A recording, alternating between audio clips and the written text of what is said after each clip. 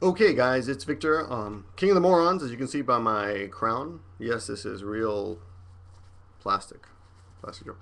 Okay, quick, I'm making a video response to a guy named Rhyminggaijin. And when I saw this guy, I thought, man, I must be racist because I swear to God, this guy looks just like Messypro1. And it turns out it's the same guy, so maybe I'm not racist, but or maybe I am. Maybe I was just lucky on that one, but anyway, he did a video response, and and I've got to make this under 15 minutes because I'm just doing the automatic whatever this is capture the function on YouTube where with webcam directly upload to the video to the computer to the YouTube. Um, okay, so quick note about race and stuff. When I first came to Japan, everyone looked the same, and I would meet people 2 or 3 times and not realize that I had met them already because everyone looked the same. And you might think, oh, that's racist, but actually it just meant that my eyes had not been trained to the Asian face yet.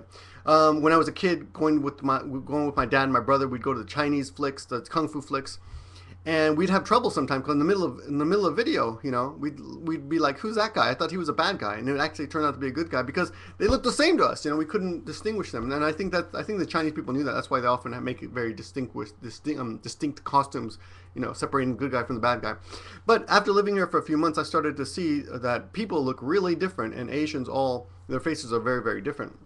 So I would meet, I ride the subway and I'd be like, that guy looks like Archie Bunker, and guy looks kind of like a young Ethan Hawke or whatever, whatever. Anyway, everyone looked different, and everyone looks different to me now, but in the beginning they didn't. So so it's not racism if you can't tell people apart because you don't know you're not used to their race.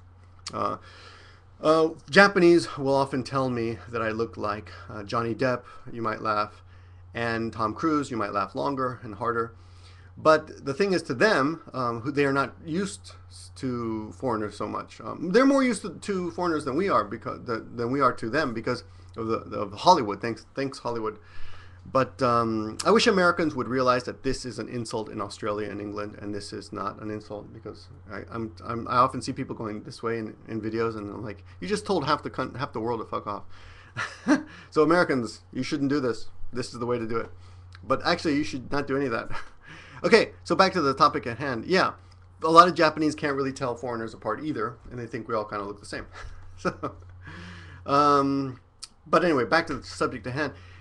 Messypro, or Rhyminggaijin, has a question, and he's kind of asking if can be included in the jvlogging community. And I'm here to tell you that anybody who makes videos and interacts with other people is part of the jvlogging community, like it or not. Even if you don't consider yourself part of it, if you're interacting with other people, you're part of it, yeah, in my opinion, and I'm the king. So that's my opinion. My opinion with a big hat is more than your opinion because you got no hat. And I got a little jewel on my hat, so there. So even if you got a hat, you probably got one of these hats, and these hats are not worth anything, I mean, you gotta get a jewel, or your opinion doesn't count as much. So that's my opinion on that. Anyways, if anyone would like, though, he was doing a response to my People's Choice Awards phony award show that I'm holding, and I'd like you to check out that video. And if it's very easy, if you don't want to check it out, the rules are pretty simple. Create a category, nominate someone for that category, and they can win, and that's all. And I'd like to meet more jvloggers that way. I've already met quite a few extras, more people that way too, so that's great. And if you want to create a category for best rapper, then create it. Yeah, I'd like to hear more about who you guys are listening to, what musicians are out there, what talent is out there in the jvlogging community. Anyway, he goes on to ask about Applemilk and what happened to her and the hate that happened. So I thought I would kind of explain and give my little history lesson on that. And of course, this is all subjective. I'm sure I've got a lot of it wrong. But let me begin by saying that I'm in part responsible for Applemilk's ascent because I was guest editor back in about 4 years ago or so. And I chose her as one of my... she was one of my choices, one of the people I promoted. And she was one of the few that actually really succeeded. But as you can tell, recently she's dropped off the face of YouTube's face. But what happened with her is she would make really arrogant videos, which is part of her persona on YouTube. Really arrogant, stuck-up videos. And a lot of people took that at face value and thought she was kind of a bitch. But she wasn't, or I didn't think she was. Anyway, I'm pretty sure it was just an act. So that's part of it. That's part of the reason she was hated on in the beginning. And the other thing is, when you're young and people love you, you kind of, and I'm not saying this is what happened to her, but it's something to consider. The first thing to consider is she's really young. And when you're young and everyone tells you you're great, you might, you might think it's true, I mean, I've never met Justin Bieber, but I probably thinks he's God's gift, etc. Who knows? I don't know. But, so that's the first reason she was kind of hated on. She got so many haters so quickly. Was because of her arrogance, and a lot of people hate that. But a lot of people supported her too, so she kind of fed off the support.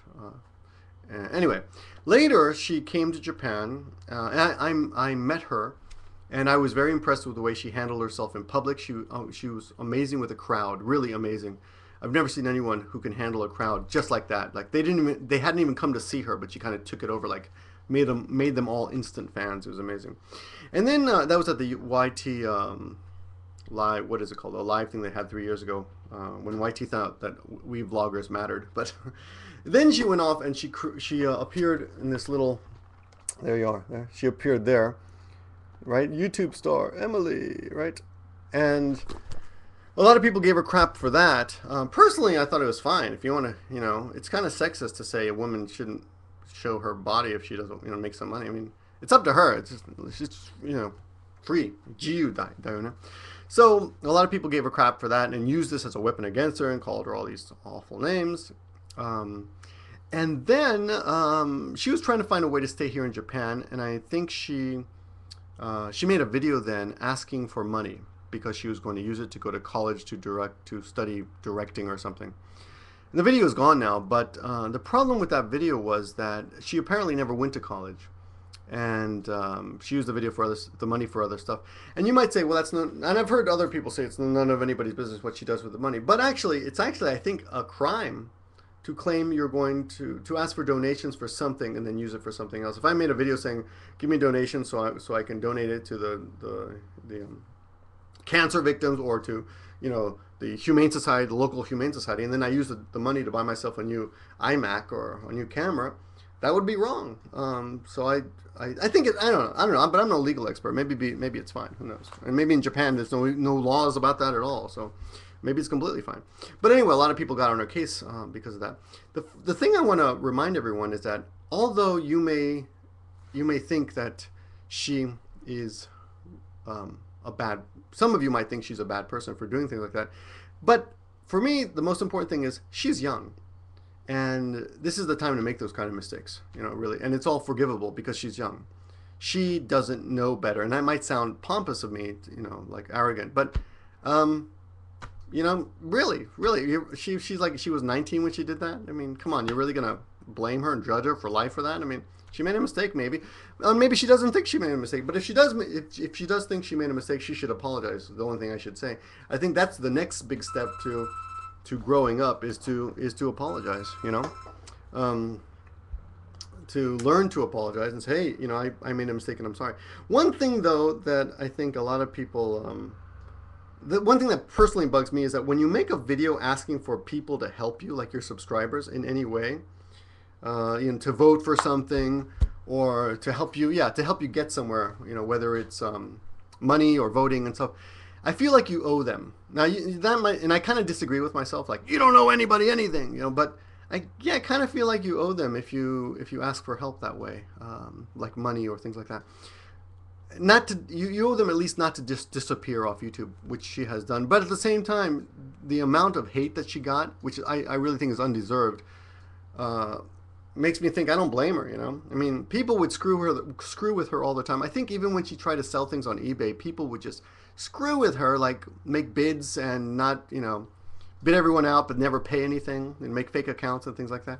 She couldn't get anything done, so it made it pretty much impossible for her to function like other people.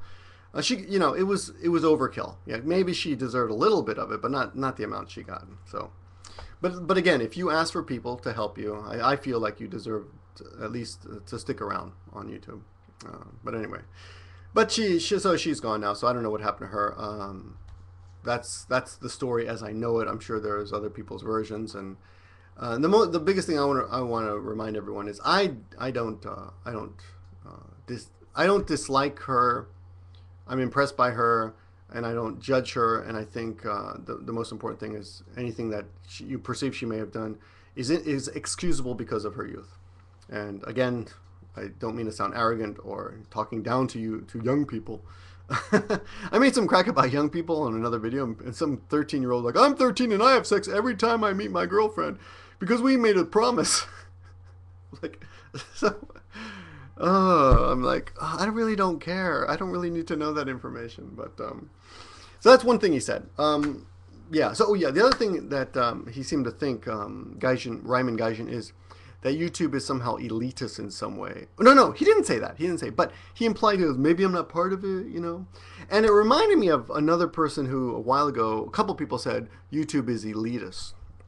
The jvlogging community is elitist, and I don't get that at all. I asked that person to back up what they meant. They didn't. They just threw it out there. You know, YouTube is elitist. I don't get that. I think everyone I know talks to everyone. I don't know anyone who's so stuck up that they don't answer emails to anybody. There's some people who don't answer my emails, and it turns out, like, I sent Atomic Boy X an email a long time ago, and he took him like 5 months to get back to me, and he was really, oh, sorry, man, I didn't get back to you. But for a time, I just thought, man, I must have done something. Why wouldn't he answer my email? But he just wasn't logging in. So yeah, if anyone, yeah, I can't. It's hard to get to everybody's emails, of course, and there's like about 10 people whose emails I haven't responded to yet, but that's not elitist, and I don't think the JT vlogging community is elitist at all. Messypro, Rhyminggaijin. So yeah, you're definitely you're definitely welcome to nominate nominate the rapper that you like best. Personally, I nominate Ice-T. You know, I told you I love this guy. You know, did I show you this yet? I don't remember, but 31 yen, man, got it at Kimball's. Some guy named Levianth. He noticed that he apparently lives right around the street from Kimball's, so he's always there. So I went over there and I bought them all up. So I got them all, but they weren't 100. They were only like 20 or so.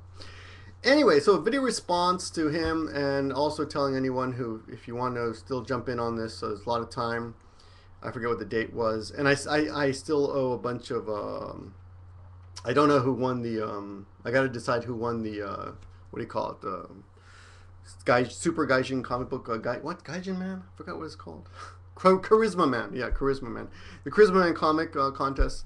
And I guess that's about it. That's all for now. Thanks for watching, everyone. I'll tell you what, for fun, I'll give away one iced tea.